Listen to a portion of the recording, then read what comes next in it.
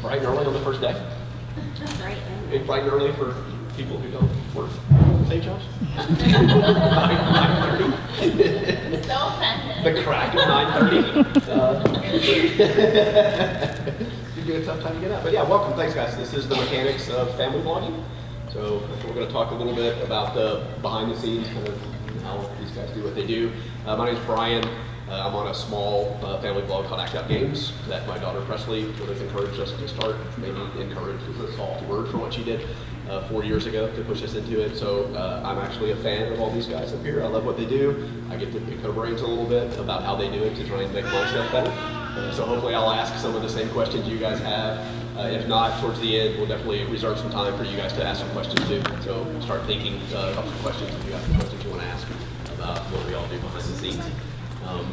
First, I think I just want to go ahead and you guys introduce yourselves, talk a little bit about your channel, let everybody know. I think probably a lot of people know most of the people up here. Let's go ahead and do some introductions and kick things off.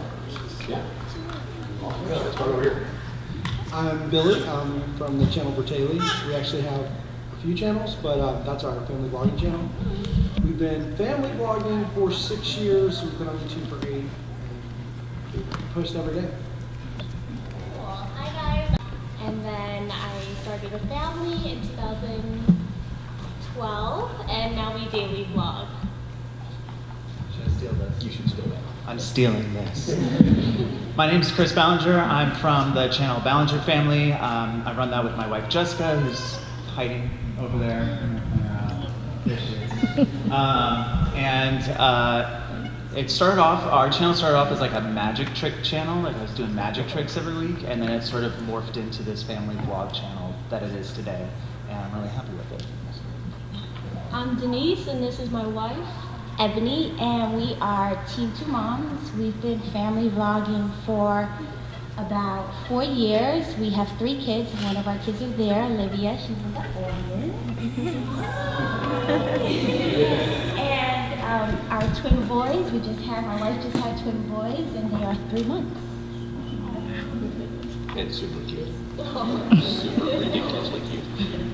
Awesome. Yeah, so when we started thinking about mechanics, or when I started thinking about this and the kinds of questions we would talk about, like for me, the mechanics of family vlogging, like doing a daily vlog for a long time, the mechanics sort of come down largely to time management.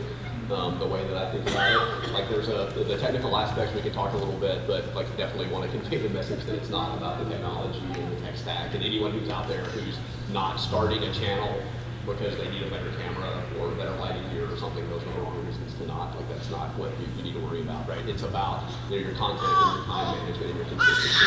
And so I was hoping everyone could talk really quick. You mentioned daily vlogs, so we can talk a little bit about your posting schedules.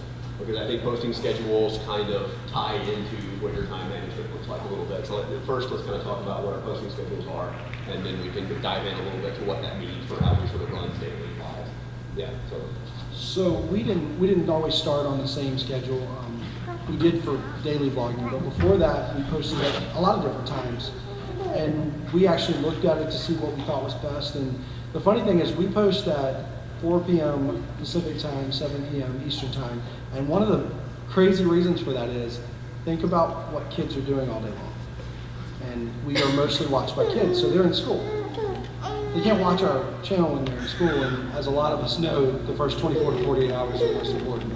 So we post when everyone's out of school. That's pretty much how we do it. So I post 6 days a week, and I post at 12 p.m. Pacific Standard Time. I guess I'm not really thinking of my audience, unfortunately, but this is just what works for me. I'm a mom of 3 little ones, so I time block to edit.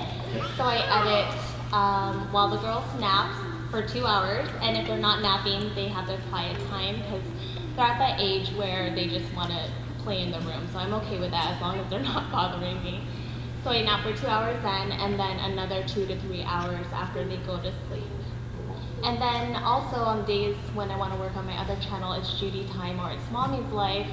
My sister-in-law comes and nannies a few hours during the weekdays, and that's when I get that. Stealing this again. Steal it. So we post daily, and it's not always a vlog. Sometimes it's like a challenge video, and that kind of gives us a little bit of a time to kind of stack videos, which means that we sometimes get like a day off from editing, which is nice. We post at 1 right now, and the reason we do that is because we found out that we have an international audience that was devastated that we were posting like so late at night, because that either meant that they had to stay up really late or they had to miss it and see it in the morning. That was just too much, I guess. So we decided to start posting at 1, and we're that's us. My hat's off to these guys who do daily vlogging. We hope to one day advance to that. But I don't know if you guys noticed the shift in YouTube with notifications and notifying your audience when you post a video. So we don't kind of depend on the notification system with YouTube. So we post every Monday, Friday, and Saturday. And we tell our audience every single time we upload, we post Monday, Fridays, and Saturdays. Like a constant reminder on every video. Just to remind them when to check us out, when you can expect an upload from us, because we do not trust the notification system. YouTube has changed that vastly. That's interesting. Yeah, we've looked into Presley, who's over there sitting with us. Everyone's looking at me now. She's 11 now, and so she's doing a decent amount of editing. What? We've heard some of the names. What editing do you use, or what program do you use?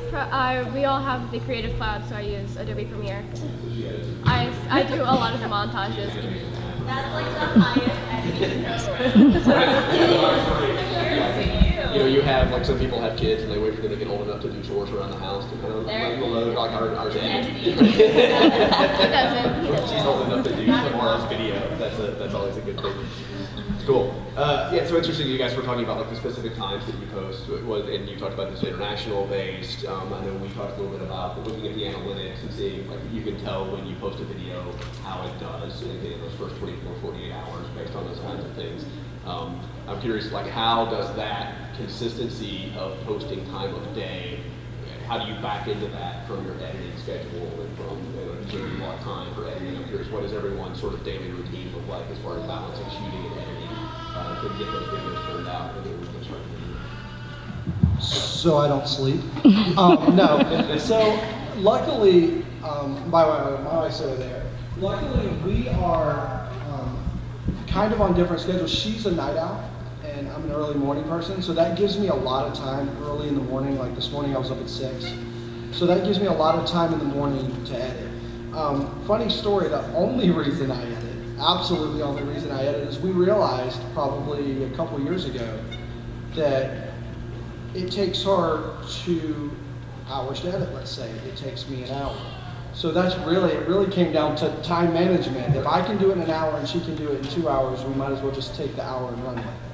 So that's what we do. It's first thing in the morning. We talked about this too. We're actually 2 days behind. It's a pretty known fact by everybody who watches the channel. And we do that for time management because that means if for events like this we have to edit tomorrow's video today, we can go ahead and do that and not have to worry about it and not miss any events because of it. So we don't want to miss out on life because we're showing life, kind of thing. Yeah, I think it's a brilliant idea. That's great. And again, we talked about how both from a time management standpoint, if you slip a day, you've got time to catch up and you get a little ahead, but also from a security standpoint, when you're doing a public event like this and you're posting videos about, hey, here's where we are and what we're doing, or if you're going somewhere on vacation or something, it gives you a little bit of a cushion to get out. You also have to think about your friends. So in this world, like you meet a lot of YouTube friends and they're not vloggers. A lot of them are. A lot of them do specific things and they're not used to having everything that happens in their life put on video for the world to see. So we have gotten calls from our friends day after we film a video that says, hey, can you not put me doing that in the video? And luckily, being 2 days behind, we can say, okay, the video's not up yet, it's not edited yet. That'll be very easy just to not put it. That's interesting, yes, because like Presley, we've got this streak, right? So it's been 4 years without missing a day for us right now. And Presley loves that streak. And so we're really careful about putting our friends in the videos or doing anything that we feel like a parent might call us and say, hey, take that video down or don't post that video because it would break the cause again, that is the well, you talked a little bit about that. Yeah, so that's basically it. You just kinda block off that kind of thing. Time blocking is really important for us.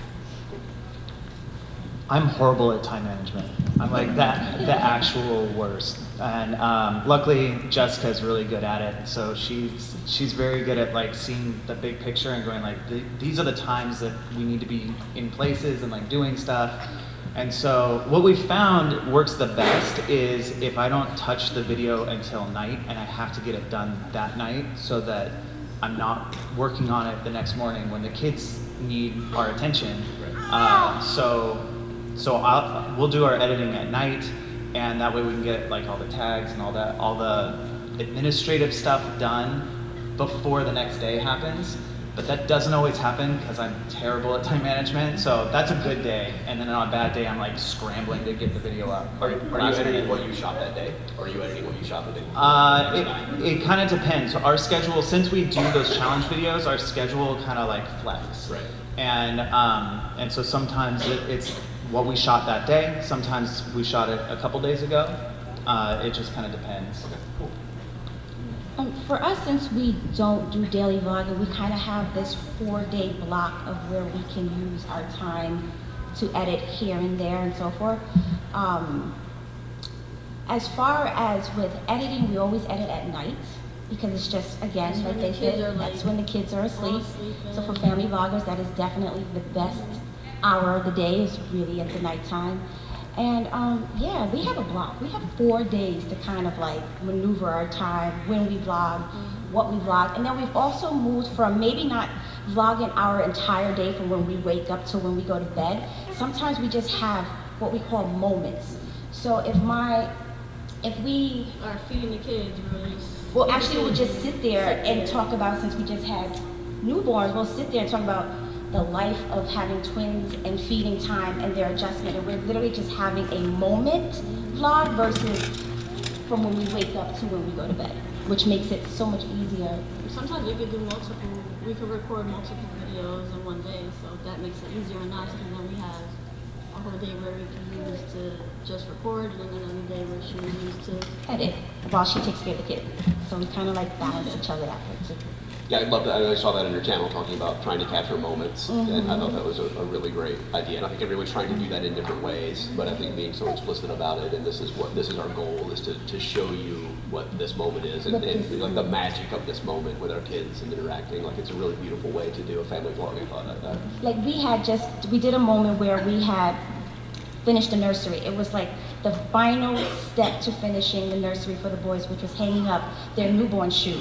And we just made a vlog about us just admiring the photos, us working together to get the photos up on the wall. And that's always a challenge. That was our so that was our moment. And then we feel as though it kind of paces us in a way where Olivia won't get so stuck with the camera. She won't say, okay, I wake up, I gotta be on vlogs. No, it's not like that. So we like the moments as well.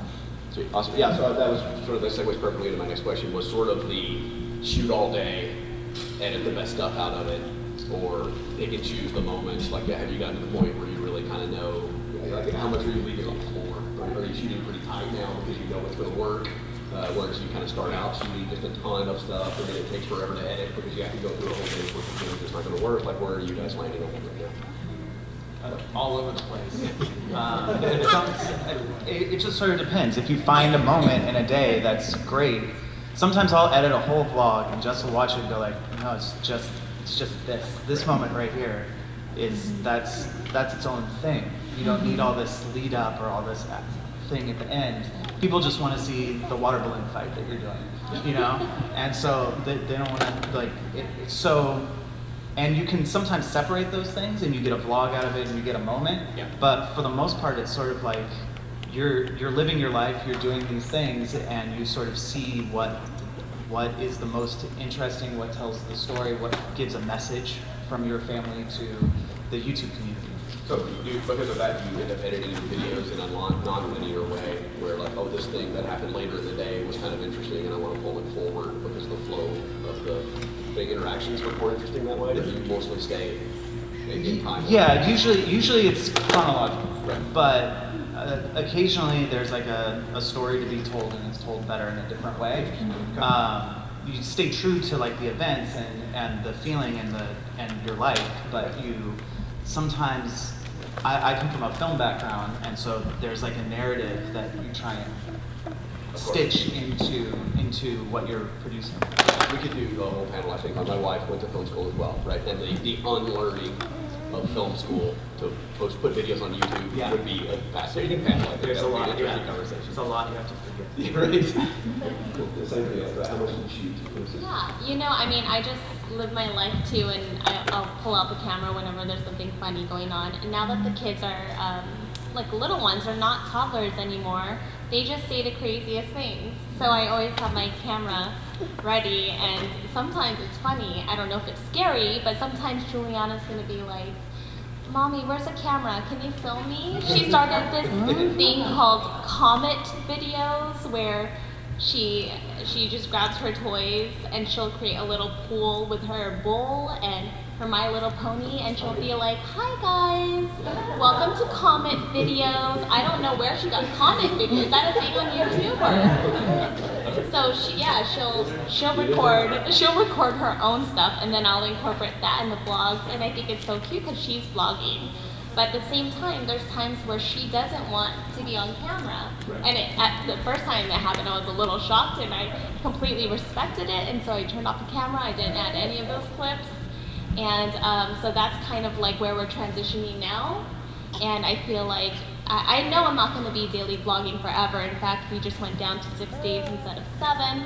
But I feel like once the kids get into grade school and, if they don't want to be in front of the camera at all, then we'll just end cold turkey. But if they want to continue something else in their own field, whatever they're comfortable with, I fully support as well. Yeah, our littlest one, Cooper. Say hi. He was, when he was like 3, he would do that. Like, his playing with his toys, he would like vlog about it. Yeah. But just by himself, sitting in his room. Okay, now I'm gonna put this, and let me show you the features of this new toy. Like, he totally would do that just by himself in his room playing. He doesn't do a lot of the videos. We called it Just Cooper so Corner. he sees it around the house. And the same thing. So tell me what I'm shooting. Well, yeah, so I feel sorry for my wife. Back in the day, we filmed everything. And so I'm sure she had hours of footage.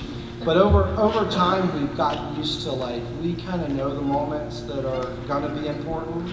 And the moments in the day, like, people are going to want to see that. You're going to Six Flags, you're about to ride a ride. People want to know about that, so we'll talk about that. Plus, my kids are old enough, so I actually get fun surprises when I edit. I'll pull up footage and I'm like, oh, they filmed. Let's see what they said. Yes, they vlog themselves a lot. And so, like, even with my wife sometimes, because, we do the thing where my wife will be here, and I'll be in Maryland, so I'm filming one daughter, she's filming the other. So I get a lot of surprise footage, which is fun because, that's why we started. We started so that I could see the kids growing up, because I was in the military, away from the family. So it's kind of almost gone back to that. Because when I edit, now I get to see what they were doing that I didn't see throughout the day. Yes. They will randomly grab the camera and you're like, we do that. Like, what they say about me? I'll shoot with the kids knowing that my wife is going to edit the next day. And I'll be like, oh, there'll be a link to that video here, and we're going to put an image here. Oh, they talk to You're me. welcome, Mommy. They'll say things and it'll be like, you hear that, Dad? Edit that. Look, I'm going to move it over here now. You have to follow. That's awesome. We talked about, you almost get like a spidey sense. The longer you do it, we're like, oh, something cool's about to happen. I want to get the camera out. Like, I know, I can feel something interesting's coming. We're gonna shoot Wait, this. don't climb on that yet. No, my wife is notorious for saying, don't do funny things when I'm not filming. Cool. So one of the other things that I had about sort of the time management and blocking, so there's like how you shoot throughout the day and when you carve out time to edit, but I'm wondering about like community interactions too.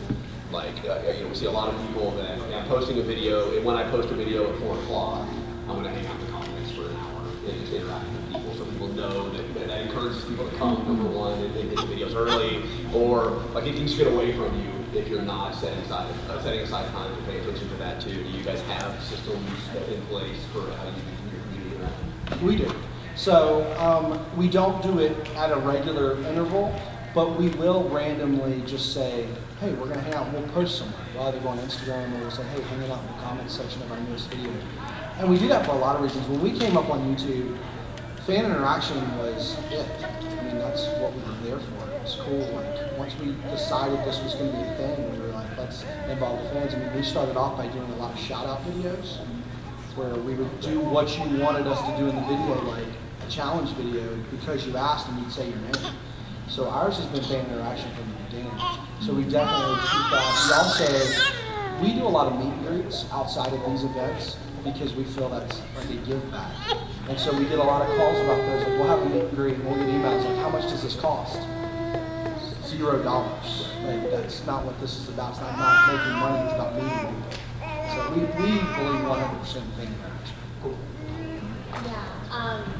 So in the end of all my vlogs, I do comment of the day, or not comment of the day, but featured comments. So I'll screenshot some of my favorite comments and then add those. So there's usually like 5 or 6 every day, and then I'll get tweets from people saying, I was finally comment of the day. So that's pretty fun. That's really good. That's really good interaction.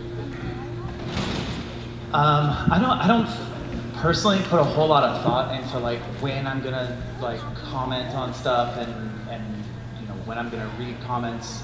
Occasionally I'll say, hey, I'm doing it right now, but I don't put a whole lot of thought into that. I try and keep that element of it more organic and make it more of a conversation. But I love the fact that we can interact with the people that watch our videos in the comment section on Twitter, Instagram. We do read those comments. They do make an impact on us, and it's cool to I don't know, have that interaction. I think is just really special. After I post, typically is when I start responding to comments. I love responding to those who write first.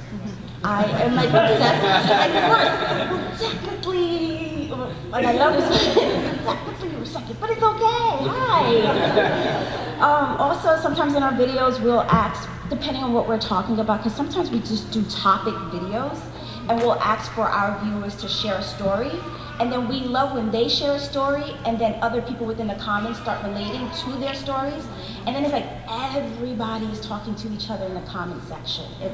It's amazing to see. Yeah, that's really cool when that happens. Like that kind of, like we talk a lot on, just like Presley's doing a growing up online panel later today, I think.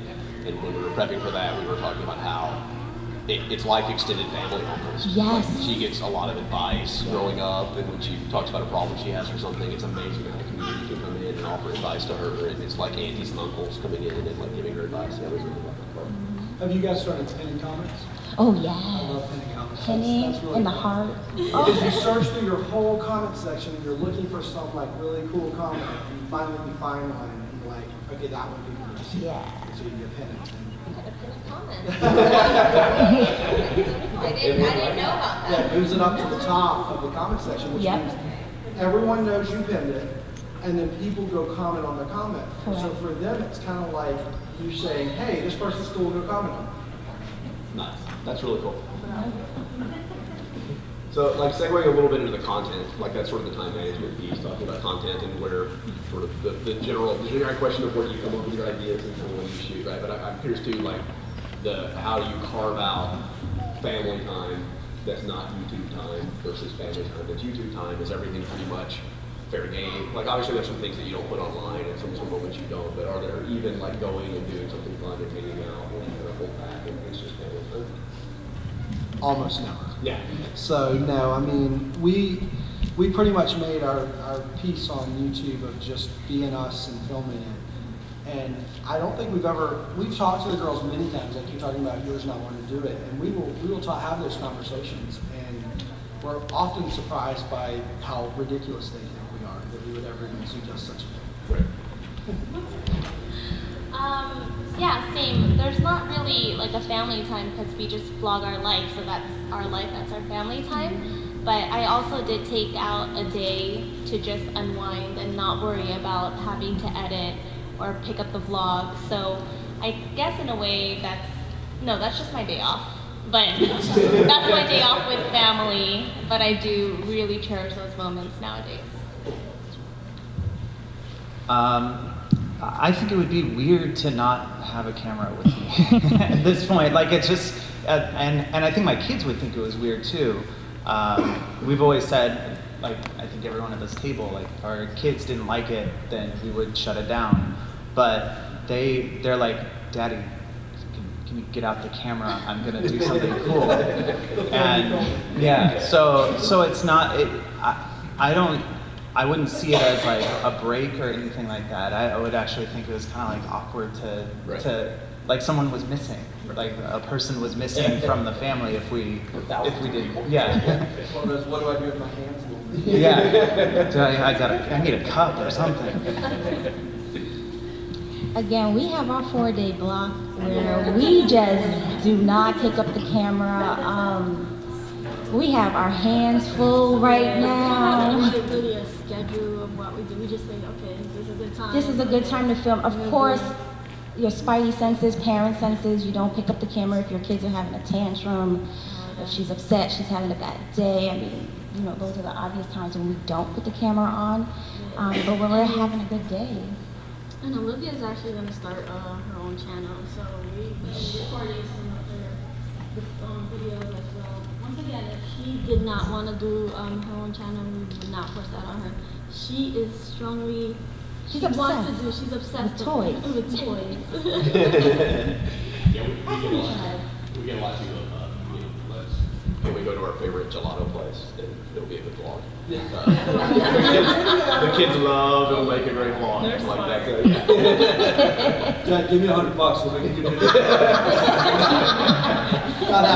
We should totally go do that. It'll be a great video. We can shoot the whole thing. It'll be great. Yeah, so one of the other questions I had was about making a transition from, I think, like if you watch people that are kind of starting off in the family vlogging, like every day they're trying to like one up what they did the day before and go do something more exciting and hey, let's go skydiving tomorrow or make an awesome video. And then slowly people sort of start ramping back to like normal day-to-day life. And it's really interesting to me how the fans interact with that, like what the expectation is and what people are looking for in a family vlog and how people connect with it in sort of this vicarious life almost of this normalcy. It's just that people love to see a happy, loving, supportive family interacting with each other. It doesn't have to be some huge event. So I'm wondering, number one, did you guys go through that sort of a transition as you were starting off? Were you looking at kind of bigger things? And like how did it take you time to get comfortable with sort of the mundane nature of doing a daily vlog and what people were looking for? Did you feel at first like people were doing something bigger? Like, honestly, when we first started vlogging, we were like, okay, we have to go to the water park and do this and do that. Yeah, to keep it interesting. But then we realized our audience love when we're just at home. Like, we get the most views when we're just at home. On our couch, just talking to each And other. it's the weirdest thing. And I'm like, well, you know what? This is what family vlogging is about. Not every day you're going to do something exciting in real life. So that's why we think our audience take to when we're actually just at home. And your audience will pick up when you are genuine, when you are true, when you're doing a valid moment in your life, a more genuine, real moment in your life versus a whole hoopla of things. And that's what family vlogging is about. It is recording your life as it is, as opposed to reality TV, which is what? Scripted. I agree. It's kind of like, you know, when you watch your favorite sitcoms like Friends or Full House, and then they go on vacations, and it's like, it's just not the same, right? Like, we like that normal setting. So I feel like it's important to, like, for me, I'm a homebody, so I love being home, and when we travel, I love it as well, but only for a few days at a time. But I just love being at home and you know, even though it may seem mundane, and some people say, wow, you do the same thing every day. I'm like, yeah, that's my life. But yeah, you know, I feel like a lot of YouTubers are homebodies, and that's how we're able to do YouTube. Yeah, so I'm definitely guilty of when we started off wanting it to look perfect and like excited about like lighting and sound and like all that kind of stuff. And it wasn't a vlogging channel at that point. And it took me a while to realize that like the more authentic you are, the less you think about the production of it, and the more you think, when you stop thinking about it, when you're actually having moments with your family, that's the core of what we do. So, to let you know a little secret here, we don't do crazy things for the vlog. We do crazy things because we're crazy. So, our channel isn't a lot of mundane. It is a lot of flying out here and doing crazy stuff and going to Six Flags and going to Disney. But we don't do that for the videos. We do that because that's who we are. Right. Like, Awesome. if you ask me, do I want to go to Australia tomorrow? I'm going to tell you who doesn't want to go to Australia tomorrow. Right. So absolutely, we'll be there. So that's just how we are. It's how we always have been. It's how we were before we started filming. Like, we're just those people. Like, we're spontaneous and we do it because it's fun. The comments that I love, like you can do some big thing and go to trip or do something, and those are awesome, and people engage with that. But just like you said, like the quiet moments, and then someone will comment, "I wish my dad would do that," or Absolutely. "I wish my mom would do that." We've had those comments. You have those And comments. it's heartbreaking. But They're it's also heartbreaking. Awesome. And They're- like they're now, when that happens, I'm like, okay, I know why people are watching. What we do. That's why that person's watching, because I wish my dad would go with me and do those kind of things, or my mom would do that with me. Like again, like We your tell friends are everybody awesome. we're just like, when people ask us, you know, what do you do? And we tell them, and we always say, well, we're just a normal American family. And I think over the years, we've figured out that normal, what we think's normal, might not be as normal as we think it is. So you touched on sort of where I wanted to go next a little bit was, this is who we are. We're putting out there who we are. Like, how much do you think about, like if you look at the communities, the YouTube communities talking about hacking the algorithm, or what's trending, or what's hot, or hey, how am I going to do a spinner video? But like, how much are you thinking about like the viral nature or potential of what you're putting out there, or the algorithm, and how it's going to work, versus just doing what you do? Very little. I mean, we think about it to the point that we know it exists. We do, so we'll touch on this for a second. We do get talked, like a lot of people will comment about the titles or thumbnails of our videos. Yeah. And what I like to put out to people, especially in environments like this, when we title and thumbnail our videos, it's usually like 99.99% of the time, something that was said in the video. So it's not clickbait. It's not, we're not trying, I mean, we are trying to get you to click on the video, of course we are, that's YouTube. But it's an honest moment in the video that we said, okay, that explains this video to me, and that's what we're gonna put on there. Now, with thumbnails, our daughter decided emojis were really cool, and she actually said in the video, let's start putting emojis on all the thumbnails, which I hate. Because she's not the one that has to go find these emojis. So that's really easy to say, let's put emojis on all the videos. So what I would say with that is just, it's one of those things like, no matter what you do, people are going to think you're doing it for another reason or another. But for us, it's very little do we think about what's like trending in the community right now, more just what happened in our day. So I mean, it sounds less like, from a content standpoint, what you're shooting, you pay attention to those kinds of things. But you have mentioned that, like, I look at the analytics to see when to post a video. Oh, absolutely. Thumbnails. Analytics-wise, we know that stuff. 100%. Like, I was a military analyst for 15 years. Oh, wow. I analyze everything. Oh, wow. So when I look at statistics, I look at them short-term, long-term, all the time. It might not alter what we do, but I know we pretty much know what's going to do well and what's not. And that doesn't mean we don't post it because it's not going to do well. Like I'm sure some of you have seen, especially if you have multiple kids, some kids in the thumbnail are going to get more views because that's just the way it is. Yeah. But we don't let that alter how we do our thumbnails. We take a moment from the video, like we call it engaging. You want a picture that is engaging with the audience. And so when I'm looking through the video, looking for something to put up there that engages with the audience, it's whatever engages with the audience. So screenshots? Screenshots. You do screenshots. So we do screenshots. Like almost everyone we do is a screenshot from the video. Cool. Same thing, like chasing the algorithm. With an emoji, by the way. Thank you. And we got to thank for everything. Well, thankfully I have my husband Benji. He's kind of the brains behind algorithm and how to get views and know what to click. So he has a channel called Video Influencers, like shameless plug. But him and his friend Sean Cannell teach people how to make money on YouTube, how to build your business using your influence on social media. So that's one I would recommend. But he's always giving me tips, and I just utilize that in our blogs. I'm in a similar boat. My wife reads the analytics and stuff, but I don't think it affects necessarily like the planning of a video that much. I mean, we have kids that are living in the real world and they're experiencing the same fads that everyone else is. So yeah, my son has a fidget spinner because that's, you know, like that's what everybody has. So so that ends up making its way into the video, and it becomes a talking point in the video. And it's not necessarily that we were like, oh, these things are like, we're looking at the news for like, oh, this new toy is the thing. Let's get one for our kid and make them pose with it. It's not like that. It's like they're begging us for these things, and we're like, okay. And then we get it, and we're like, oh, okay, it's cool. We'll make a video about it. Working with kids, that wouldn't get one. Because you'd end up getting a face like this. They don't truly like it, you're going to see it in their face. Same with these guys. I mean, we use a screenshot within the vlog itself, and I'm just starting to get into analytics and trying to understand all this, so I might be pulling off of you guys after this. Yeah, I wanted to segue before we do some audience questions, so get ready if you guys have questions. I think we have somebody with a microphone. Yeah, you guys, it's a small room. We can hear you. Oh, one second. Oh, go ahead. Fine, let's do it. How can you how could you with the analytics side of things,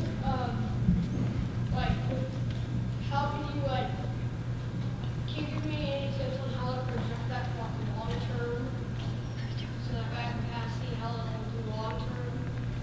Yes, what do you look for the analytics? So, one of the things like we talked about earlier is we did look at upload times and stuff like that, when your video is going to get the most views and stuff like that.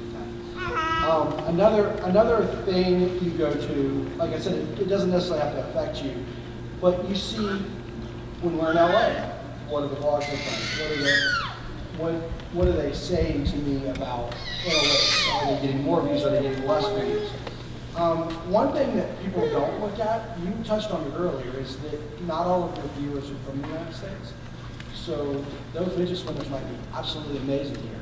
That doesn't mean they are everywhere. So that's another thing you look at. What touches your foreign audience? What videos? You can look not just how, like a lot of people think analytics, they think money. And we said a long time ago that we would never look at it that way. We refuse to look at it that way. So when I look at a video, I look at views. I look at interaction. I look at comments. I look at likes and dislikes. That's a big one for me. Likes and dislikes are big. We talk about percentages, actually, wrote a program that will take our videos and it will show me which video has the highest percentage of dislikes to likes. So it tells me what did we do in that video that people didn't like. And a lot of times, like we talked about earlier, that could be they think we're clickbait, or they think we're misleading them in the thumbnail. So those are things that, when it comes to things like that, I will take a step back and say, okay, if I'm misleading the audience, that's something I don't like. So let me look at these videos that have a high number of dislikes to likes and say, what did I do in those videos that obviously people aren't liking? And why aren't they liking? Is it something I'm doing to mislead them? Because if it is, that's not what I want to do. Yeah, I think that's one of the keys, what you mentioned there. Like you try different things. Like I think the posting time is an easy example to talk about. You post videos at different times throughout the day over a long period of time, and then you just look at the stats and see which one does better. And you can do that with thumbnails, you can do that with tags, you can do with all kinds of different things. And then, like I said, sometimes with more, depending on which kid's face is more prominent, you can see that those things kind of Like work. a small, starting vlogger, like me with 22 subs, it's kind of hard to not make people like or dislike.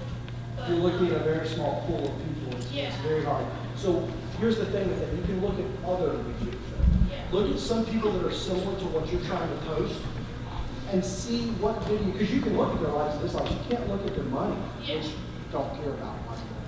But you can't look at that, but you can look at their likes and dislikes. Their views, you can look at all that. Their interaction, you can see that. So compare that and decide what you think they're doing right and wrong, and then try to alter what you do based on it. Another question. How can you cause my titles and both of my gaming channel and my vlogging channel, the titles are not I don't want to make them misleading clickbait, but I do want to make them where people can click them. Fine line. It's a fine So, And I just have, I'm having trouble getting to where it wouldn't even be misleading thing. So, y'all have any tips on how to make titles that get clickbait, but not like the misleading clickbait? So when titles, I'm not great at titles. Again, I feel like this whole panel I've just been like, my wife does everything.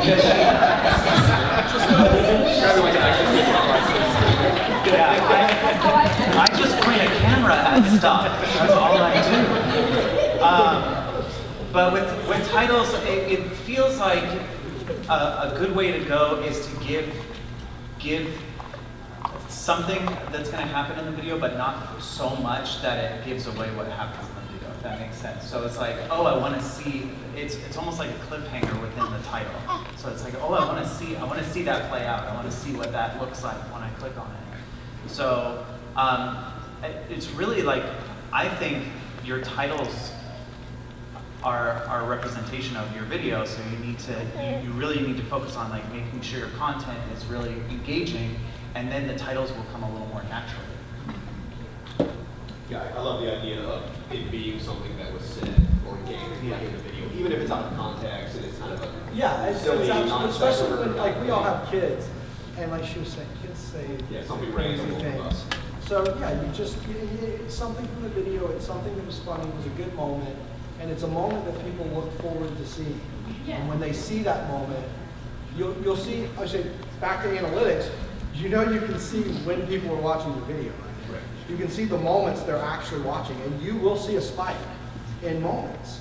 And those moments. But yeah, so those are good things in your analytics to see what is not interesting. Why are people clicking off my video? And actually, that's a good moment to send them to the video. How can you find that? Because I'm looking at it. Retention, audience retention. Retention, yeah, you can see the distribution there. The spikes. It'll look like this, and then like. Usually when I put my face in the video, it's like, stop putting your face in the video. Without getting all like stat wonky about it, because that's like average. It is amazing. People are dropping off with their content. Not necessarily right that moment when people are dropping off. You get a family around that area. But yeah, that's good. Cool. One more thing, we'll do more questions. I wanted to ask about safety. Sort of a mechanics standpoint, like not the generalizations, but like as rules that you have. Like I know people like won't shoot within a 1 mile radius of their house. People, obviously you don't want to show your address or your hotel room number. Sometimes you pick something up and you're editing, like, oh God, I can't believe I even shot that even. What kind of rules do you guys have in place from a mechanics standpoint to try to keep you safe, keep kids' identity safe? I mean, I think actually just an example is just not filming personal identifiers, like our license plates, your address. And I've had this happen before. One of my vlogs one time I was filming walking to my Walmart, and because there was a Taco Bell behind me, that person knew exactly my town and state, because they lived in that town and state. That doesn't necessarily mean it's a bad thing, but sometimes you actually have to be cognizant of public areas that are like very well-known areas if you don't want people to really know exactly where you go shopping mostly every day of the week, especially as moms. We go to your Walmart and so forth. So also keeping that in mind, I've learned my lesson with that I would like start vlogging when I'm in the store, because all Walmarts will look kind of alike inside. So you can't figure that out. Well, we learned from that. So what she does is she'll edit the video, and what I'll do is review the video. Second set of eyes. Second set of eyes. And I'm like, oh, I did catch our license plates. Oops. Yeah, putting all that stuff in your blog words list is really good too. Like a lot of people will put profanity and things, but putting like your city name, your address, like all of these things. So if somebody does try and post your address or something, And your friend's last name. friend's names, like all those things will get blocked automatically if you put that stuff in your blog word. I didn't know that until last year here. We learned about that. It was a really great tip. Yeah, it contains it to like one person figuring it out and not like express. So if somebody figures it out, they can share it. They comment it, it doesn't show up. Yeah, that's right. Anything you guys do specifically for? I mean, the examples we gave were all very good. occasionally, like, we'll go somewhere and they've got to write like a phone number on the kids' Oh, like yeah. bracelet or something, Yeah. or you know, like things like that we don't catch until it's upload time, and then I have to go back in and blur it, which is always so fun. Yeah. But yeah, it's just kind of being aware of things that are identifiers. Yeah, I say not feeding fire. So, there's been a few incidents here and there where people will call our hotel rooms or knock on our doors, and, we've had crazy, anyways. So to just not acknowledge it, and to state it. One time I almost vlogged, I was like, I can't believe this happened. But then that's feeding the fire. More people are gonna have ideas and be like, oh my gosh, I want to somehow get in that vlog, and I want her to talk about my story. Of course, So yeah. you just completely ignore it, and yeah, no one will ever know. Did you see Will Wheaton's experiment he did recently where he was putting webcams around in different places and his community was going and putting signs in front of them? They were finding the webcams and putting signs in front of them, and he kept making it more and more difficult to find. And I think his last one was in the middle of a field pointing at the sky. And it took less than a week, I think, for people to track flight patterns. And it's like live feed, watching the plane fly over and put a banner in the shot of that webcam. Like that's how detailed people can go. It was amazing. It was like your tax records, you buy a house, a lot of factors, your whole leg, and it was on the state. Yeah, it was on the state. You have to be really careful about those things you think you're doing things right. Well, we're the weirdos. We're the ones that were on YouTube forever before we even released our last name. And we only did it because of things that were going on in our life at the time, so we knew our kids' names were going to get out there. Our daughters would start to sing, and they were starting to do things like that, which you're going to use your real name for all that. So we were the weird ones that took forever, and we did that because I found people for a living for 15 years. Yeah, right. And so I tell people jokingly but seriously, I can find you. Like, even if you think you're being careful online, your example down there, I did that to a friend of mine just for the fun of it.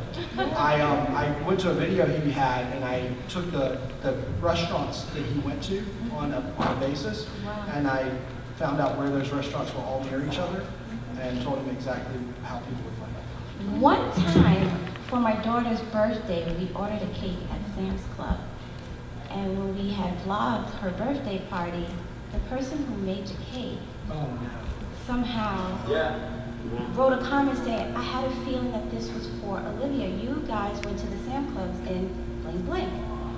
And I was absolutely floored. I mean, it's to a point where you can't control everything, but the fact that by chance the person making my cake that just wrote her name on it, I picked up the order later on, didn't see who made it, but they saw our vlog and pieced that together is mind-blowing, mind-blowing. Put that city in your block words list. I know. I And have once you to.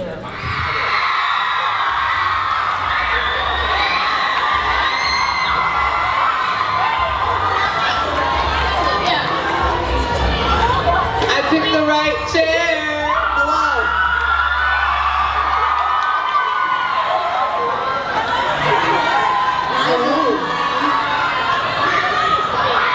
How are you doing? Great. What a great crowd! I love it. So my name's Josie Ahlquist. I teach and research with Florida State University. I also go around the country helping college students and high school students thrive online, just like these amazing YouTubers here on this stage.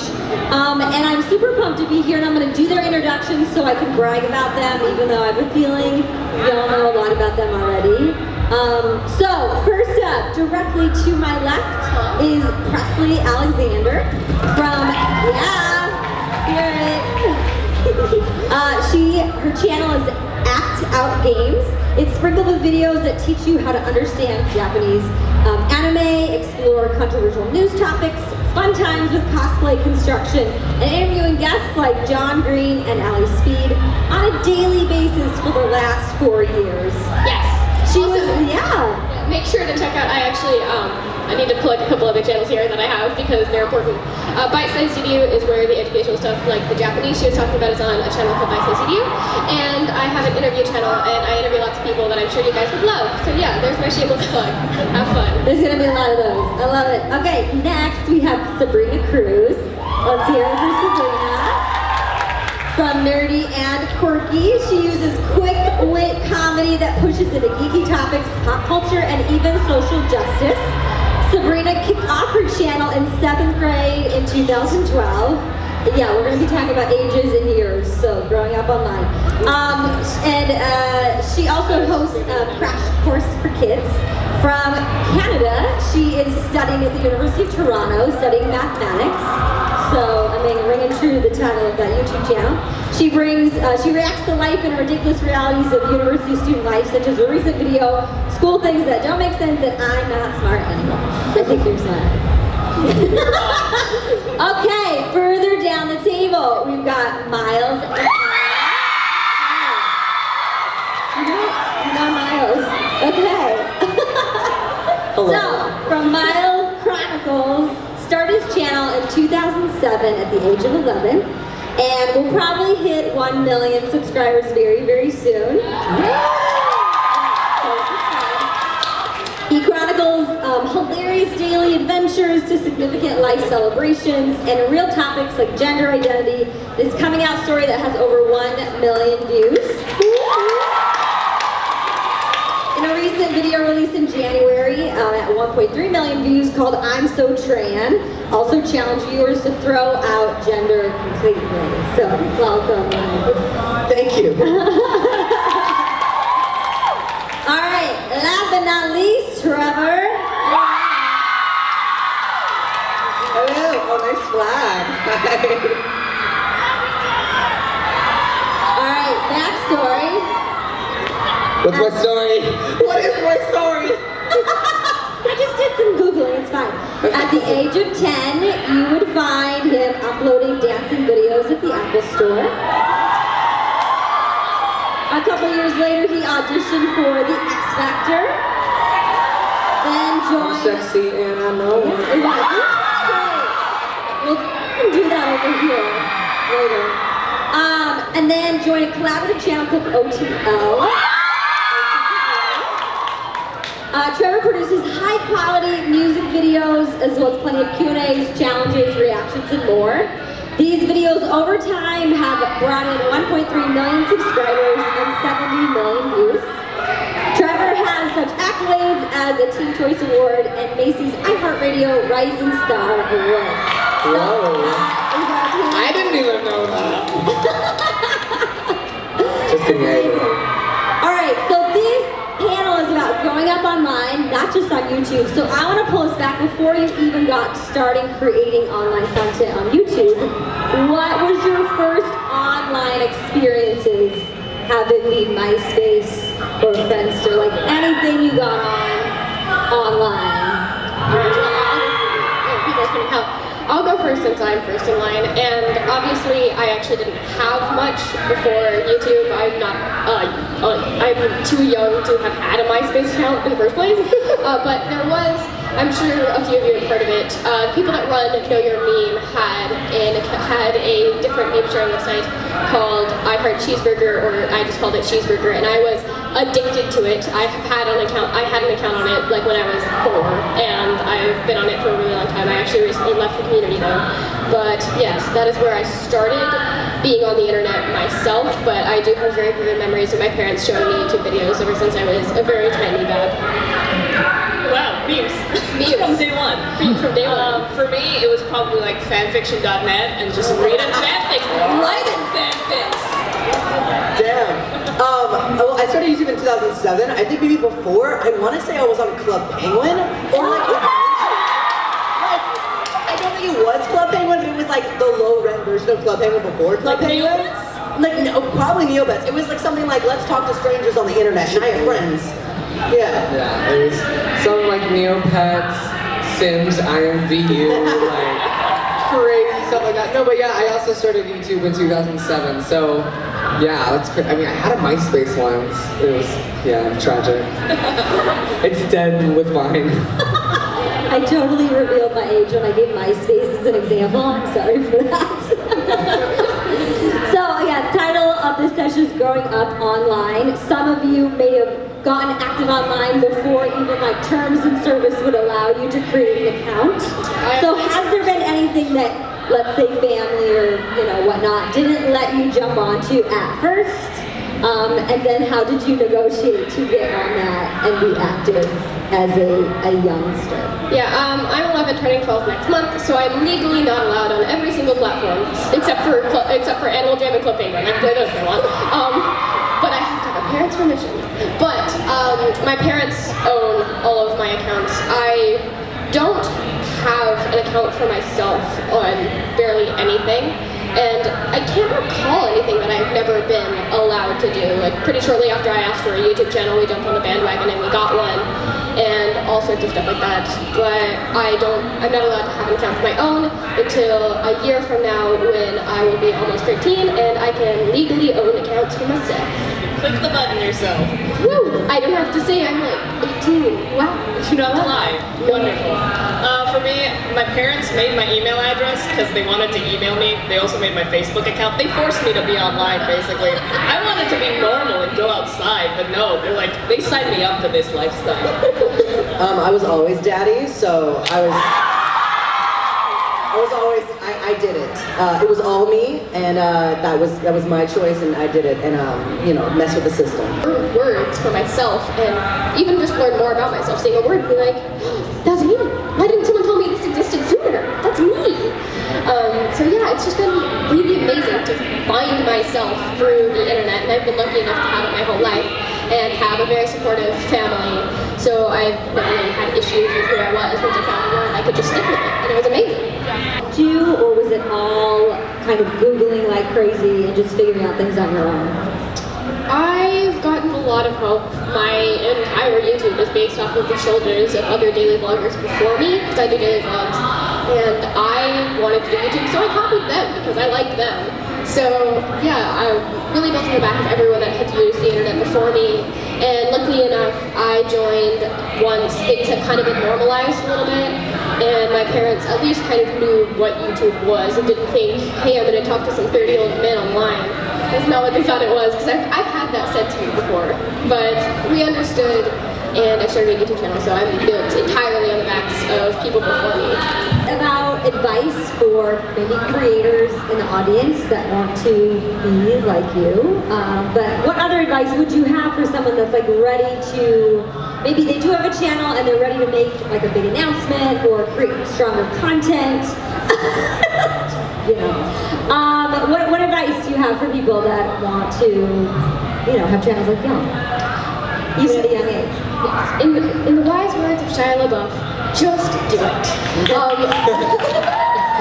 But yeah, if you're not concerned with doing it and you've already started, my biggest advice that no one ever told me is when you're writing descriptions in like Twitter, Instagram, Tumblr posts, never ever write them in first person, always write them in third person if you're under 13. Because I actually had the Instagram tag URL thing at ActOutGames. And then they thought it was my account, and I was under 13, so it got taken down. So now I have act_out_games,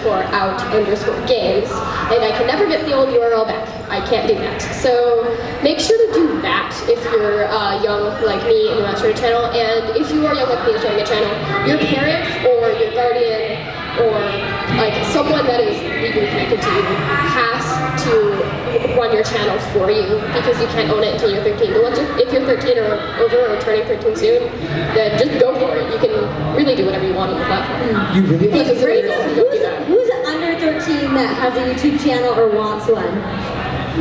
Okay. Oh, I see one in the back. Wait, do you really have to be 13 to have Instagram? You have to be 13 to have an Instagram? Yeah, you have to be, I think it's Hopa, that means you have to be, I don't know why they chose 13, it's a really weird age. That's very weird. You have to be 13 or over to have an account on Twitter, Instagram, or Tumblr, or any of that stuff. So technically all my accounts are owned by my parents. 12-year-olds can't handle hot fire memes. That's what they're saying. You guys can't. My My parents are over 13, I can confirm that. They own my channels. And maybe even for, like youth in the audience, like what are tools that basically convince adults why you want to be? Brand deals. What do you want adults to know? I feel like adults really just need to understand the platform. And like I said, when I was first creating content on YouTube and I was talking to like my friends' parents about it, they're like, oh, you should be careful, you don't want to be talking to any old man online. And so that's what that platform clearly does. But yeah, I just wish everyone understood what it was, and now that we're in 2017, almost everyone knows what YouTube is, and of course everyone in the audience knows what YouTube is because they're at Vidcon. But yeah, it's really amazing that what I want people to know, they already do know, and I can't really speak much for either because my parents kind of ran with whatever I was doing the whole time, so I never had some complications. But for people out there that want to explain it to your parents, try and explain what I've always liked to do is say I'm like a TV star, but I'm doing it myself, and other people are watching me, and it's like being on TV, but I'm doing it. You don't have to get hired by a giant studio and go through like years and years of school and stuff like that. Yeah, I agree. I don't have anything else to add. Oops. Same, yeah. I mean, I would just say, like, back in the day, it was always like, you're gonna meet weird people on the internet, and then I realized, like, I am now the weird person on the internet. But yeah, I mean, back in the day, when I was like a teen, it was like I'd have friends online, and I felt like other people didn't get it. I had like a friend online, but like you can have friends online, and they can be just as validating as like your IRL friends. But I would just say, yeah, like I mean, like just to always be safe. And I feel like parents being involved in whatever aspect of their child's experience online is good in a healthy amount. I had friends that like weren't allowed to have a computer in their room and have to be like in an outside hallway, and I always had a lot of freedom where I always had like my own computer, and I was lucky in the sense that I was able to do my own thing. But just arm my kids with the knowledge of like, hey, these are things that are okay, these things that aren't okay, here are red flags. Like nowadays we have FaceTime, so like you can know who you're talking to. Facetune. Yeah, true, and that's also very healthy. But yeah, that's what I would say. I was lucky enough, I haven't really had issues with someone being older than I thought they were, just because all of my online friends, by the way, if you're watching this, hi guys, I love you, charts. But I actually met them through a writing class that I took online. So all my friends are actually roughly my age. I think, actually I don't know the ages of my friends, I feel really bad. I think the oldest person that I know their age is 15 and a half, so I've been lucky enough to stay in that group. But make sure you know who you're talking to, and like Miles said, know who you are talking to, FaceTime, Skype with them. Even just hearing their voice will give you a good idea of who you're talking to. So make sure you do that before you arrange any IRL meetings. I know I do sound like one of those online safety quizzes from Animal Jam. Yeah, when they say my webcam's broken, no, it's not. It's not. We've all seen the show Catfish on MTV. What was the question? It was about the parents, how to make the parents understand? What would you want to tell the parents, educators, industry that are here, that are adults, about what it's really like to be a grown-up? Honestly, just don't tell them you're doing it. It's such a bad... honestly, that's just what I did, and it worked out just fine. But, I don't know. I just basically... for me, talking to a camera and like venting things out into the an audience is like kind of therapeutic, and you have to let them know like, hey, this makes me feel good. There's people that are watching me, whether it's 20, 100, 1,000, a million. It's like for me, like I just love talking to camera, and I just basically told my mom, I was like, I like this because people seem to like it, and I'm relating to people, I'm meeting new friends, and it's therapeutic to me, like free therapist. Coming out soon that we can look forward to? So I know that there is a really big future coming out for people my age, because people who've been growing up with me are all have been watching YouTube their whole life, and they're in my generation. And really soon is when, like next couple of years, all of those people are going to be turning 13 and making their own channels. And a huge wave of new content being inspired by the YouTube generations before us is going to come out relatively soon, and I'm really, really excited for it. I think a lot of the future in online media, even though we're at a YouTube convention, there's a lot of other platforms out there that are really making it competitive. Instagram video, Instagram and Facebook video. I'm loving it. I'm gonna try live streaming at some point, and then I might be flipping the camera around and do like filmmaking, cause why not? Yeah, I mean, what was the question again? Sorry. Easy tough. Okay. Two-parter though. Yes. Oh, damn. So, what's the future for online creating content as like young generation? And then what's the future for you? Well, I think in the future, everyone's going to be a social media influencer because we all. There's too many right now. It's going to be more accessible. You know, as the years are going on. Think of YouTube 5 years ago to now to 5 years from now. I always think it's funny that being thrown in this world as a job. It's like. Looking back, it's like so weird that people idolize like actors and characters because it's like, these actors that I used to idolize, it's like the words they're saying aren't their words. Those are words that are written for them like by a team of people. And YouTubers, those are their authentic words. And it's like, wow, when you're meeting these people, you're meeting that spirit, you're meeting that person. And that's a lot more like heavy for me. And in the future, I mean, I just launched season 2 of my show Hella Gay. That's on the full screen platform where I traveled the country and I talked to awesome people in the LGBTQ+ world, and we did fun things, and just as a big note of like, hey, you're fine, and other people out there that are just like you, and they're also fine. Yeah. I think MySpace is gonna come back. Like I said, I just have like having like a psychic "that's a Raven" moment. No, I don't know what the future for the internet is. I think there's just gonna be a lot of more influencers, and it's gonna be super overwhelming, and I'm just gonna sink to the bottom of it. No, I don't really know. It's always unexpected. I mean, the memes. I'm expecting the memes to come more. For the future, for me, I'm releasing a lot more music soon. It's like, it's been quite a while, but I have an amazing. How soon? It's soon.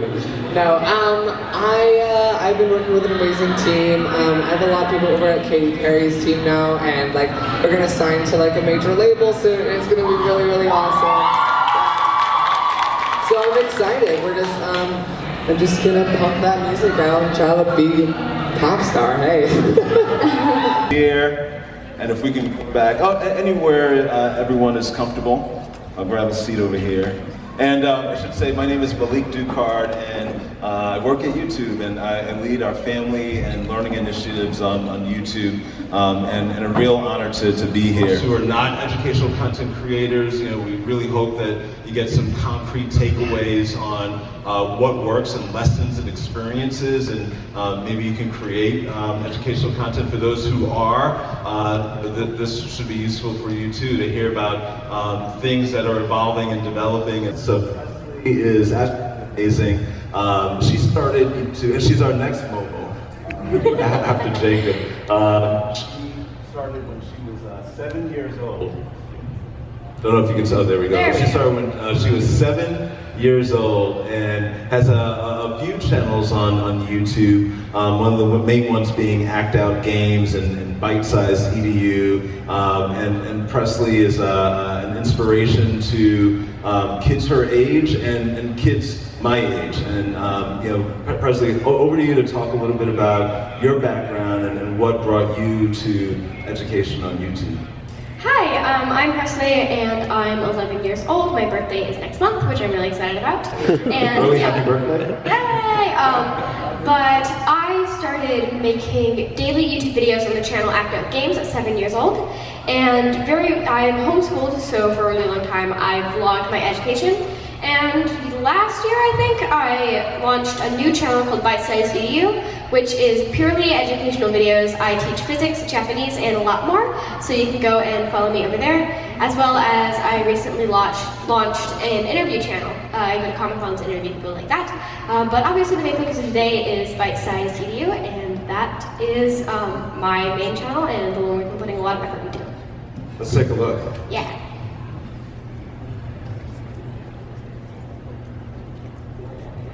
Hey everyone! Welcome back to Bite-Sized Laws of Science. Have you ever noticed that when you push something, the heavier it is, the harder it is to push, and the slower it goes? But how much harder do you have to push? How much slower does it go? People have asked these questions for thousands of years. Lucky for us, our friend Sir Isaac Newton came up with his second law of motion, and those questions were finally answered. I'm going to warn you up front, there's a little math in this one. No, don't click away. Well, it's based on math. We're going to do the whole thing without using any numbers at all. Deal?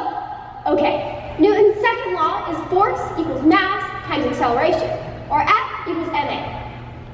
All right, give it up for Presley. Okay, everybody here okay? Are we good on mic? And... No? Hello? Is that better? Okay, I'll get nice. You have to use your announcer voice. Nice and close with the microphones. I can talk as low as all of you can. Excellent. Okay, hello everybody, and welcome to Parents of Online Celebrities. I think that's what this was called. My name is Brian, and I'm on a family vlog, a really small channel called ActOutGames. My daughter more than encouraged us to start 4 years ago, and she's recently spun up a new educational channel as well. She teaches sort of physics and Japanese and stuff. We're going to talk a little bit about what it's like, what our rules are, how to get started.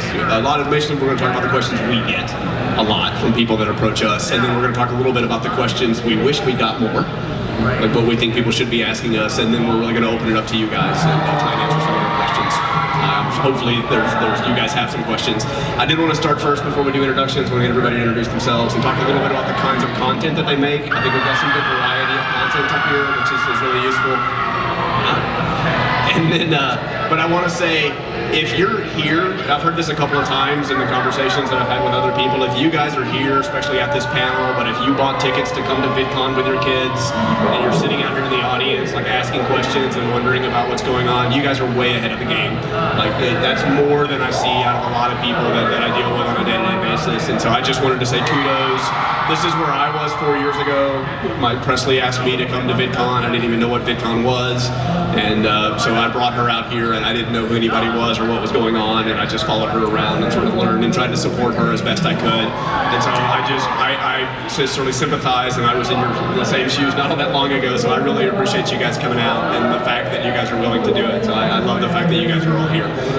That said, I did want to let everybody introduce themselves and talk about the kind of content that they make first, and then we'll pound through some questions. Okay. Hi, my name's Bob. I am the father of Jillian and Addie from Baby Teeth 4. I'm also the writer, editor, director, producer, procurer, hair comber, all those other roles. We're primarily known for candy reviews. We also do fictional content, some of the recent trending things like creepy clown videos, that sort of thing. We do vlogs, we review toys. We're kind of all over the place right now, so but yeah, we've been doing this 3 years full time, and we're having a lot of fun with it, and that's about it. I'm Billy, I'm from the channel Bratayley and some other ones. We do daily vlogs, and yeah, I mean, I'm super laid back, I hear. I'm super not, but he's looking at me. That's about it. That's it, okay. My name is Melissa. My daughters are gym sisters, and they do sketch comedy and, well, pretty much comedy. If there's, people think that they're the gym brothers because they dress up as boys a lot and they love just to be funny all the time. And that carries out throughout our house as well. In our house we have a rule, if you can make mom and dad laugh, you get out of chores. So the comedy extends everywhere. Awesome, cool. So, like I said, I'm gonna try and ask a couple of questions maybe that people have, so that we can talk through some of the really common questions that we get, and then we'll open it up. We've got a mic here, so in a little bit, like we'll try and take quite a bit of questions. If you guys have some, I'll leave plenty of time to talk a little bit. But instead of me sort of going through a list of questions, I thought maybe if you guys wanted to talk a little bit about maybe the most common question you get currently, like what do people ask you? And then you can tell us what your most common question is, and if we all have answers for it, we can all answer and kind of go through that way. So what do people like to, like friends and family who find out about what you're doing on YouTube, what do they ask you? Normally, like the first thing a lot of people, particularly the grown-ups, will say is, oh, I didn't know you could make a living off of YouTube, or you can make money off YouTube, and that's a common question. Yeah, I've got that same question. Yeah, and the kids tend to ask, they're like, are you guys rich? Or the media will tend to also just say, how much do you guys make? You know, which my answer is always like, well, you wouldn't ask an actor how much they make, or a novelist, you know. But I think with YouTube, there's this accessibility, which is the best thing about YouTube, is you can publish it. So it's like anyone can do it, you know. So I think people feel they can ask those kind of questions. Yeah, right. But and other questions I get are just, what kind of camera do you use? What kind of software do you use? You know, a lot of those technical type questions. I've never been like a real AV kind of guy. I mean, I use what I need to get the job done, what's easy for me. So those are some of the most common questions. Yeah, those are. I saw a Hank quote from just the other day where he was saying that more people right now are making a living off of YouTube than ever, but at the same time, it's harder to do than ever because of the saturation out there. So, what are your guys' thoughts on like the business side of it versus sort of the love of doing it and being out there? Like, obviously, you guys are all making a living doing this kind of stuff. I'm curious what your thoughts are on it. How do you view the fun and doing it because you love YouTube and the kids love doing YouTube versus it becoming something you do for a living? Well, I mean, we're vloggers, so we don't have to put a whole lot of thought into a lot of that stuff. I mean, we film what we do, and I was asked before, actually on a panel we were both on, you know, did we do crazy stuff for our videos to get views? And my answer to that's always the same. We're crazy, and we film it. So we're not doing it for the camera, we're doing it because we're crazy. So for us, that doesn't really come into play. Now, recently with some of the stuff we've been doing, it has taken more planning, like, you know, music videos and shows coming up and stuff like that. So for the most part, we're allowed to just do what we want to do. Yeah, I thought you made a really good point on that panel too about it's easy for people to get confused that you're doing something because it's trendy and you think it will get views versus it's trendy so your kids are into it. Right, my kids are into what's going on because they're kids and they're into what's going on. It's easy to be like cynical and think that you're doing it for a reason just because like you're making your kids play with a fidget spinner. I was just gonna say fidget spinners. My kids, they were like, fidget spinners. I'm like, what is a fidget spinner? They're like, Mom, it's so cool. And you're like looking at it and you're like, I don't understand. I don't. Like, you're still like, why is it so cool? Yes.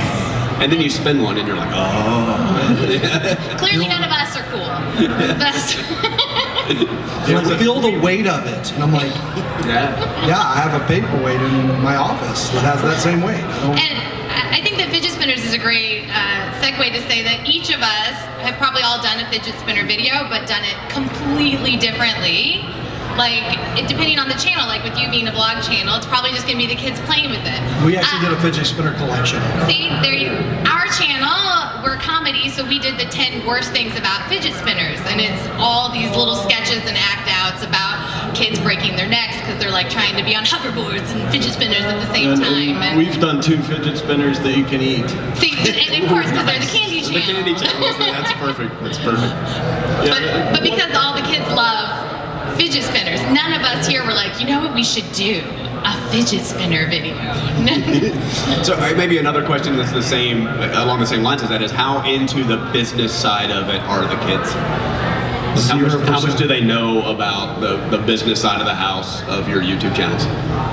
My kids, I've kept them pretty involved in, I mean, I don't think they can quote you figures or anything, but they do know that there's a connection between, because I like to see it as a lesson about work in some ways, even though it is play, you know, it's also work. I mean, it's something that they do that takes, you know, it takes time, it takes commitment sometimes.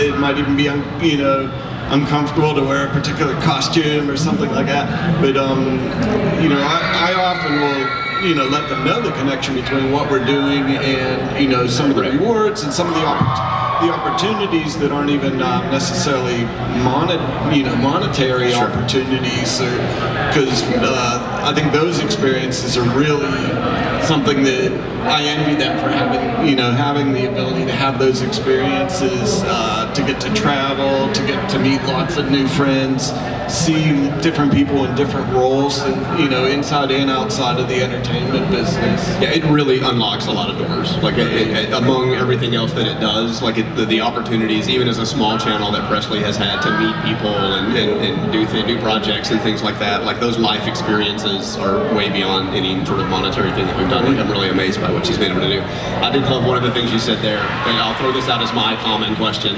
especially when people hear that we do daily and that we've done it for 4 years without missing a day. People always ask, isn't that hard? And I mean, the answer is yes. It can be. It's not always hard. Like a lot of times it's a lot of fun, but sometimes it's hard. And I think, you know, people maybe realizing that it can be tough. It's not all like really simple and easy to do. I think that's a good question for people to ask and understand that it can be a little bit hard, especially if you're treating it like a business and trying to take it a little bit more seriously.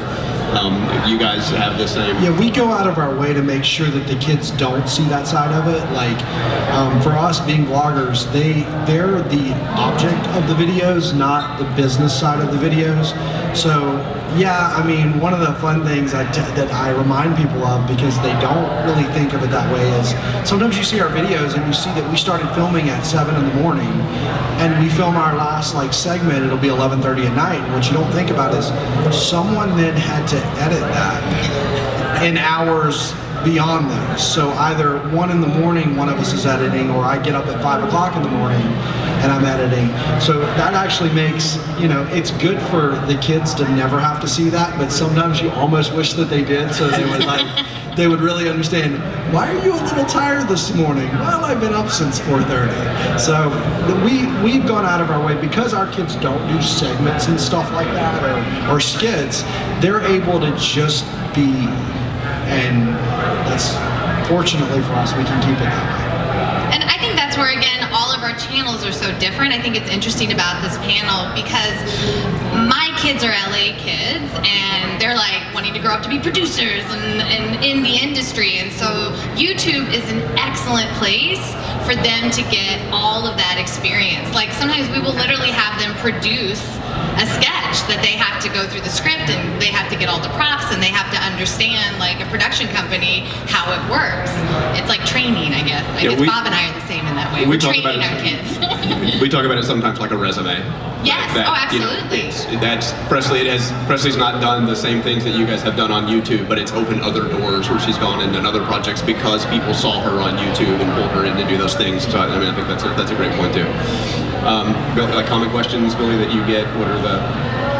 Yeah, there's a lot of common questions, and when we're talking, it depends on like. So a really good question, especially as it pertains to this panel, is the whole celebrity aspect to it, the popularity aspect that comes with doing all this stuff so publicly. And one of the things that I know we struggle with, and that we've, you know, made an effort to really focus on, is that when you have people coming in your life after you are already on YouTube and after you're already popular, you always have to make sure that they're in your life for the right reason, which is a very hard thing to do. It's very hard to look at someone and say, is this person legitimately my friend, or is this person just around me because they think it'll bring them popularity? So that's a very common question. The answer is it's very hard. Yeah, we definitely see people that have been online for a long time and have really blown up, like how close they are to the friends they had before that happened, because they know their loyalties and trust them more. Like it's nice to see some of the big entourages of like the old friends that people stick with. I was going to say it's the same thing. And again, my perspective is totally different because I come from traditional media, and I knew that was going to be an issue for my daughters whenever they wanted to start doing this. And I said, you understand, like, you're like trading in, you know, that you get to have like that normal childhood. And they absolutely do.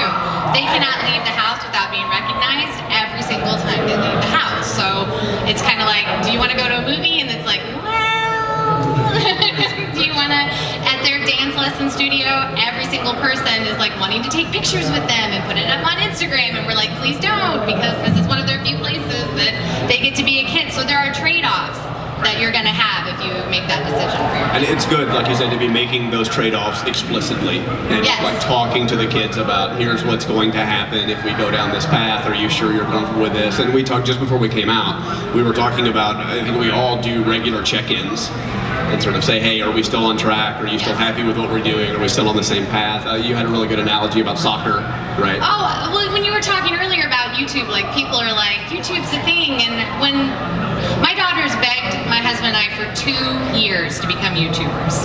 2 years before we finally went, okay, fine, you can do it, we'll see what this is. We didn't even let them start that, we made them start on Vine to see if they really were serious about doing it, because I knew it was going to be a commitment.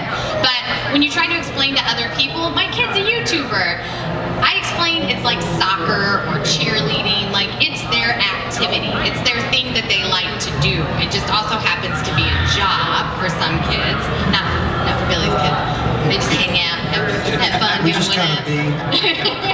But for ours, it is a job. But you can explain to people, like, we kind of have a check-in every year, like, okay, you guys still want to do this? Because you can walk away, but in soccer, if you sign your kid up for soccer, and after the 3rd game, they're like, I'm not going to play anymore, you're like, no, you made a commitment, and you're going to see that commitment through, and then next year we'll play a different sport.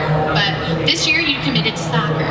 Yeah, I thought it was a great analogy because we know, like we have baseball friends who do way more baseball than I do YouTube. Yes. Right? I mean, they travel every weekend. They're all like they're way more into baseball than I am. And like I thought I was super into YouTube and that we did a lot because of our schedule. But when you mentioned that, I was like, oh yeah, those guys do way more than I do. Oh yeah. It's a really great analogy, I think. Do you have common questions that we haven't touched on? Do you have something else to add? Common question. I think, well, a lot of people that approach us is because their children want to be actors. And YouTube is so great for your child to learn. It is a great playground for them to actually see it put up. I mean, when I was a kid, I had my camcorder that had the VCR tape in it, you know, like I wanted to be a director whenever I grew up, which I became. And so, but it was a way for me to play with it, and I wish I would have had something like this to be able to have that whenever I was a kid. So if your kid wants to be a performer, a singer, a dancer, it is a great place for them to actually see that work go out into the world and get feedback on it and be able to adjust from it, and to kind of, for my girls, I know, like sometimes they'll watch and they'll be like, ugh, you were right, Mom, I was a little phoned in on that tape. I should have tried a little harder on it, and it helps them to grow as a performer. Do you see, Billy, do you see the same thing, like people, the opportunities that are moving forward outside of YouTube, like off the platform and going to other things that have opened up? Yeah, that's the crazy thing is, like, you know, when we started in 2008, this wasn't a thing. So we kind of came from a different field where we were getting into something we didn't know existed.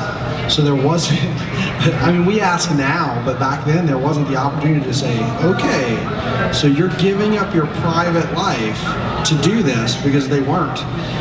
That came slowly, and yeah, so, and now it's like, it gets even crazy. It's like every year it gets crazier. I mean, we've gone from just doing vlogs to like Annie singing now. She's had a music video come out, and that was work.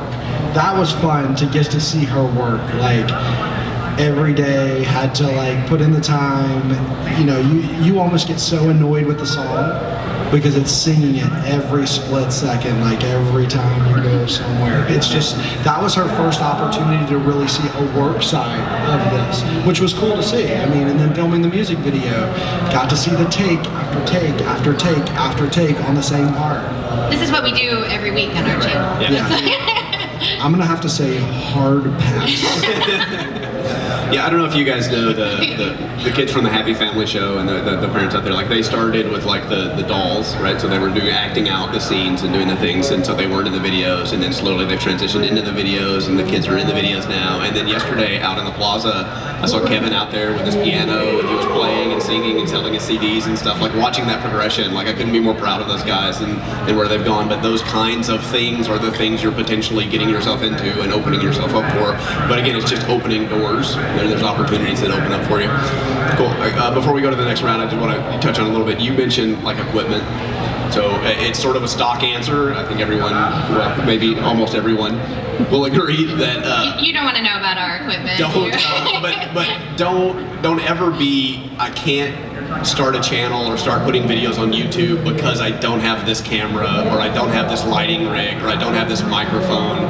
Like, do it now. Like, do it on your phone. We did stuff with our phone for a long time. And we've ramped up equipment over time, but like that is not. It's just a delay tactic. It's procrastinating and not doing it. Like, do it now. Like, start shooting videos and putting them up there and learn the craft and learn what you're doing. I always want to get that out there. And since you mentioned that that's a common question, I always want to say, if you're thinking, if your questions are, what kind of camera should I have? What kind of microphone? What kind of lighting gear? Should I build a studio in the house? And no, just use your phone.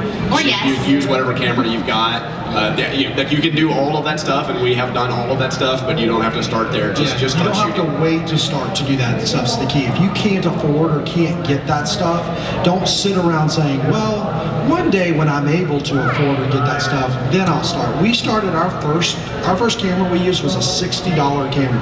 Yeah. That was our first vlogging camera. It was this big, it had a little screen on it, and it flipped out of the side so you could plug it into your computer so that you could load the footage.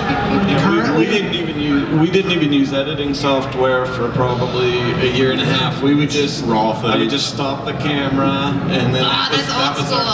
That's like what I did in my camcorder. In-camera editing. That's awesome. That's good stuff. Yeah, I did want to talk just real quick before we get to some of the audience questions. So those are some of the questions we get asked a lot. I was really curious about, what do people not ask you that you think they should? Like, what are questions that people aren't thinking about? And we've touched on some of those things, I think, but like, what are things that people should be thinking about that they're not the common questions that you get? Well, the funny thing is, I ask people questions. Like, I'm one of those people, don't walk up and talk to me unless you want to have a conversation. If you want to talk about YouTube, I'll talk about YouTube. But you'll ask questions that you're ready for an answer for, and you can tell in the person's eyes they've never even thought about it. So they'll say, hey, I'm trying to grow my channel, and I'll say, hey, what do your analytics look like? And you get the blank, like, baby looking into a light. So you want to grow your channel, but you're not even looking at what's growing your channel or the analytics on your channel that tell you what's being successful and what's not being successful. I'm on a cold turkey on analytics now because they were stressing me out too much. But no, I would say a lot of times people are asking me questions that they should really be asking themselves. I don't know if that really answers your question, but they'll say, oh, I want to do a video or I want to start a channel, but I don't know what I should be doing. And to me, and it sounds like the stock answer, just do what really means something to you. Do something that's it's not going to be, work. Don't try to put. That's what's great about YouTube is you're not trying to convince like some executive who's up in some boardroom to spend money. You just do what you want to do, and you find an audience. Maybe you won't find an audience, and either way you'll learn something. And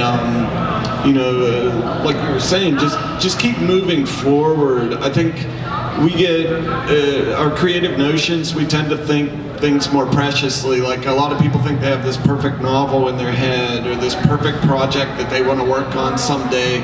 And really, I think you're just best served just trying something and honing it and working on that rather than waiting for all the stars to align properly.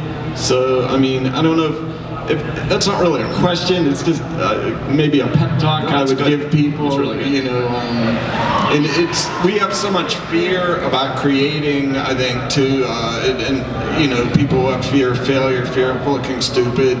You just need to get over it. You just have to say, the heck with it, I'm going to try this, and if I fall on my face, well, I tried at least. Yeah, that's great advice. We had a similar question, I think, that came from the audience on the mechanics of vlogging question. Somebody asked, like, what's different about your channel or on your channel than other channels that do similar types of content? And I mean, the answer was sort of, well, we're on it, right? Like, we're the only ones, we're only on our channel, and we're unique individuals that see the world differently and treat the world differently. So it's you and your personality and your outlook on the world and your perspective that people are coming in to see. And that's it's all about perspective, and like, that's the thing about YouTube. A lot of it is we're telling a story from our own perspective, and we all have a different perspective.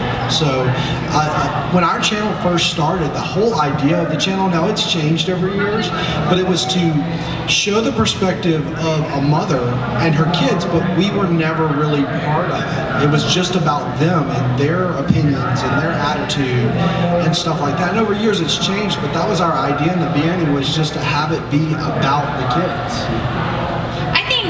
I mean, this panel is parents, and for us, I would say that the question you should ask yourself is, what is it that your kid wants to do?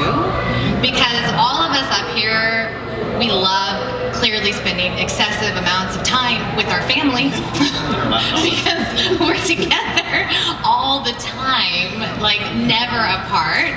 And it's great to support your kid in whatever it is that they want to do. Like with Annie starting singing, like that's awesome, and she's able to like do that, and you get to support that. And just with Presley, she grows. Like us as parents, we're not doing YouTube because it's like, oh, I want to be a YouTuber. I don't think any of us ever said that. Our kids, on the other hand, have these wishes and dreams and hopes, and it's no different than if your kid decided that they wanted to go to the Olympics, or if they wanted to be a cheerleader, or whatever it is that they want to do. Just be that supportive parent, and let the kids kind of find that channel, like find that voice, whatever it is. And if you want to spend time with your kids, it is the best bonding activity in the world to have a YouTube channel with them. We're definitely closer than we have ever been. Oh, totally. Like we have so much fun together, and I always tell people that my biggest regret is that we didn't start sooner, that we had the kids beg us for 2 years. I wish we would have started 2 years before that, because it's been the most fun ever. I mean, I'm a director, that's what I do for a job, and I have more fun directing my kids than I do any other project that I'm on. It's true, I absolutely love working with them. Yeah, we did this panel last year, and one of my last questions, which you guys will probably get as well, was what would you have done differently? And everyone said exactly that. I would have said yes sooner. I would have started. I regret now not starting sooner and supporting them sooner in what they wanted to do. That brings me to another piece of kind of what I wanted to talk about here, which I think is a lot on people's minds, which is safety and just the idea of general security, also just sort of mental health, dealing with trolls and comments and things at school and things like that. And as part of that, I wanted to start out by saying, you know, from my point of view, like you all know your kids better than we know your kids. And so, you know, if you have an intuition that it's not right for your kids and that they're not going to be able to tolerate the kinds of things that may happen or that they may see out there, the comments that they may get, like, I mean, I would trust that intuition as a parent, certainly, and not listen to me or anyone up here on this stage over what your parenting instincts tell you. I think the kids are going to see negative comments, and I think we try and insulate them as much as we can, but they're going to see those things, they're going to hear it, they're going to hear it from peers, those things are going to come. So I'm curious, let's go ahead and just start, since I'm going down that path, with that kind of haters and trolls and negative comments and things. How do you guys do that? And then, Lisa, I wanted specifically, when we were sending email, you made an amazing point about it's not just our kids being bullied in the comment sections of our videos. Sometimes it's other kids that are coming and commenting on the videos that other people will attack, and like you're having to police this entire community and keep people safe. Oh my gosh, it's like a full-time job, and YouTube needs to deal something. They need to do something about it, because one comment in particular sticks out to me. Just if you do have a YouTube channel for your kids, there's a community setting, and you can put words in this little beautiful box of the no word list of words that you do not want on your channel, which can include your address. Yeah, so anytime someone posts a comment, it should include your address, your city, like your family's name. Yeah, everything about yourself should be in there. So anytime someone posts a comment with one of those words in it, it won't show up on the channel. Yeah, all of that. But there was this one little girl that had left a comment. She was like, I love this so much. And some troll left a reply on her comment that was like, you're a stupid bleepity bleepity bleep, and you're so dumb, and why would you like that? What are you, 6 years old? And then she replied back, yes, I am 6 years old. Right. And I was just like, I'm gonna find that person and punch them in the face. And I realized I have to be this person now that protects this audience, because they're kids. They're kids watching our kids. And as a mom, like the mama bear comes out, and I'm gonna protect all the kids on the channel. So when you make this commitment to the channel, you're actually making a commitment to the audience. To a community, that's right. To protect the audience, because you don't want them to be attacked. Because Presley's always had a super healthy attitude. Like, she feels bad that someone is at a point in their life where they feel like they need to attack like a 7-year-old girl on YouTube, and so she actually feels bad for most of the people, and then she likes to make fun of their poor grammar when they're posting insulting comments. Anytime someone says "you're stupid" with the wrong "your," she just loves that and laughs and wants to say "my stupid what." Like I won't let her like You guys might have the same problem because we all have daughters, but ours, people like to compare our daughters all the time, like she's the pretty one, or she's the pretty one, and our youngest is always, whenever she reads those, she's like, oh, she's the funny one? Delete that, Mom. Delete that. I'm the funny one. But I mean, I think that